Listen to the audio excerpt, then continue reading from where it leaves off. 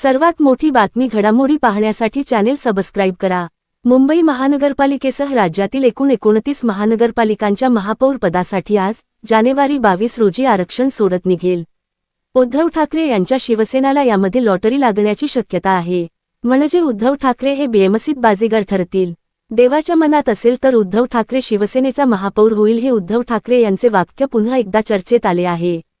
जर खरंच देवाच्या मनात आले तर मुंबईचा पुढील महापौर हा शिवसेना उद्धव ठाकरेंचा होईल असे दिसते। बीएमसी निवडणुकीत उद्धव ठाकरे यांच्या शिवसेनेने 65 जागा जिंकल्या आहेत। आता तर एकनाथ शिंदे यांच्या शिवसेनेने 29 जागा खिशात घातल्या आहेत। सर्वाधिक 89 जागा भाजपने जिंकल्या आहेत।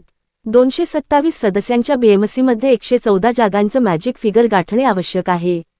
अशावेळी महायुतीचा महापौर बसवण्याची हालचाल सुरू असतानाच उद्धव सेनेसाठी आजचा दिवस भाग्यकारक ठरू शकतो।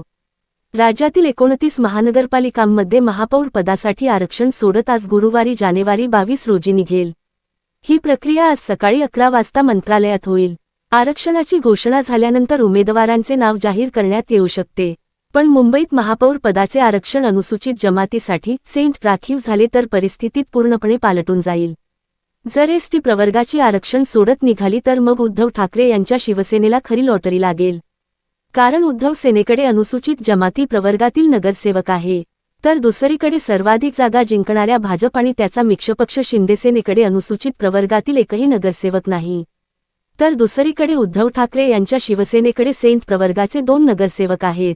बीएमसी प्रभाग क्रमांक 53 मधून जितेंद्र वाळवी तर प्रभाग क्रमांक 121 मधून प्रियदर्शनी ठाकरे हे 2 नगरसेवक आहेत। त्यामुळे बहुमत नसतानाही मुंबई महापौरपद आपसुकच उद्धव ठाकरे यांच्या शिवसेनेला मिळेल। पण खुल्या प्रवर्गातून चक्राकार आरक्षण सुरू केल्यास उद्धव ठाकरे यांच्या शिवसेनेला महापौर पद मिळणे अशक्य वाटत आहे।